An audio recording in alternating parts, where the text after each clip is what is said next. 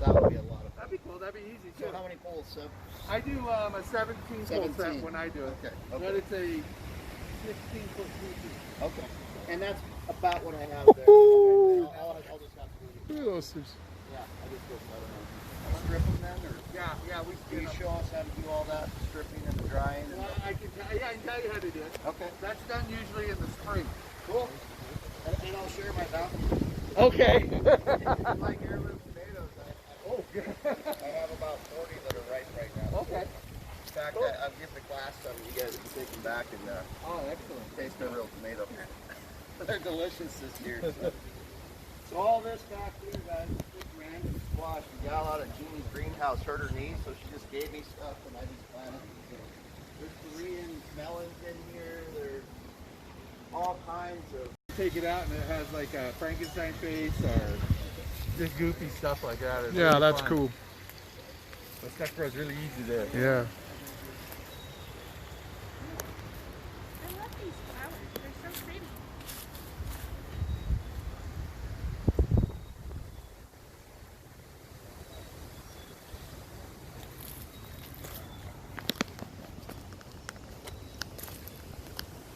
I would like to especially thank BJ and Tricia for allowing us to come into their special little place, and I drive by all the time, and it just brings joy to me, and I'm so thankful that I can share the joy that they feel and the joy that I feel with kids, and now they're feeling joy. So thank you very much for this. I appreciate it.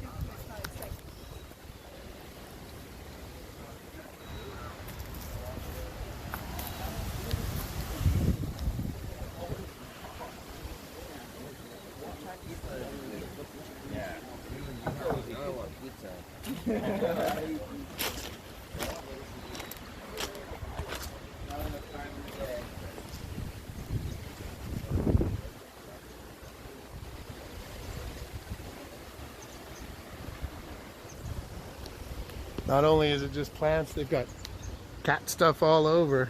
And this is it's just an amazing, happy place. And for those of you that are into gardening, it starts slow and it just develops. And these two spirits have been doing this for a while, and I'm very thankful for that.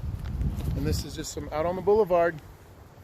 Whether you live in an apartment or whether you live in a place that doesn't have much, this is just a normal boulevard. And I'll show you the rest here. This is a nice little feature. They've got some chalk, and of course, always ask why. But this right here is what drew me to the house. Just amazing, amazing, amazing.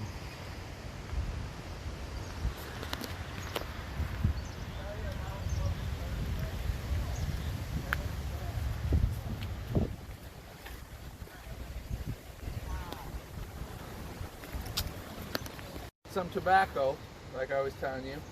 We'll take some tobacco, hold it up, and we usually face east or wherever the sun is at. We call that Natusi, and because it sees everything. So it'd be like praying to the sun. Okay, naganago sa amatapi. I know I'm pitiful, but hear my prayer, Creator, that I thank you for offering up this plant to us. Thank you for letting the sun be on it. Thank you for the waters and the fish that went into making it so that we can use it to smudge and cleanse ourselves every day.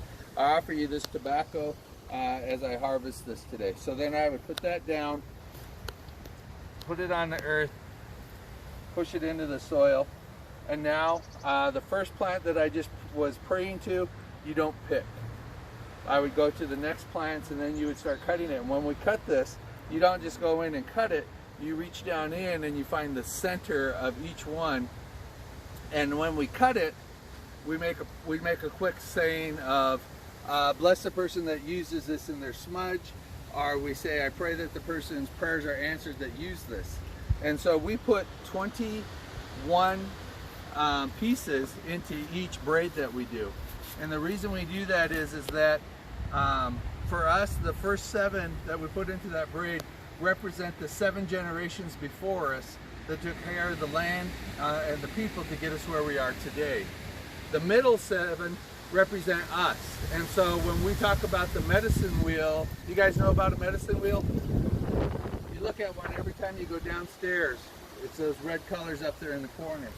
That's a medicine wheel, and that medicine wheel has 7 directions. The 4 cardinal directions, the earth below it, the sky above, and in the center is us. So we're the 7 points of that circle. And so that's all about life and balance.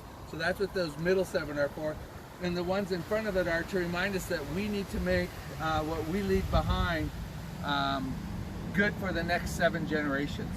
So the past 7 generations got me to where I am now, and the things that I'm doing are going to help the next 7 generations coming down the line.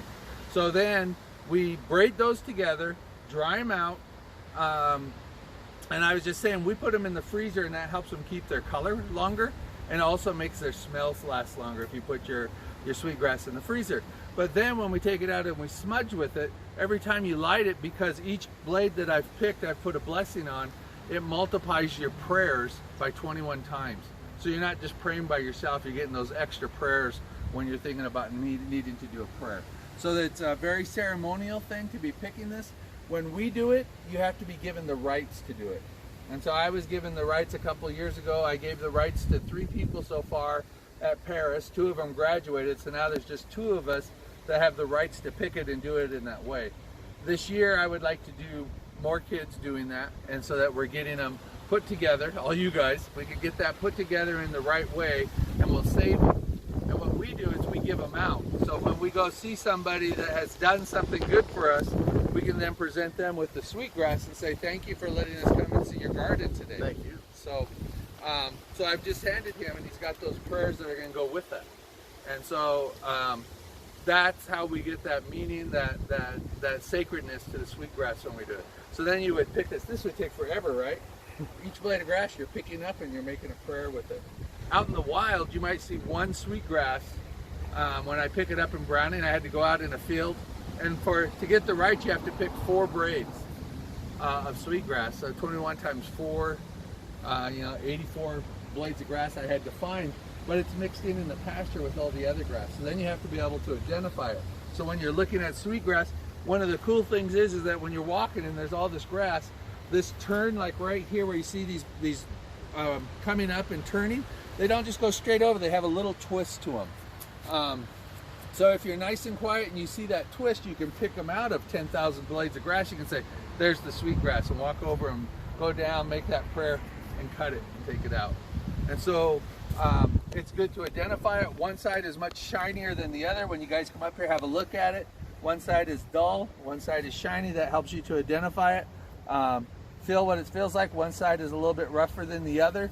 When we pick them, you find one and go down to the very bottom and look at it, and you'll see that there's other pieces of grass coming out of the bottom.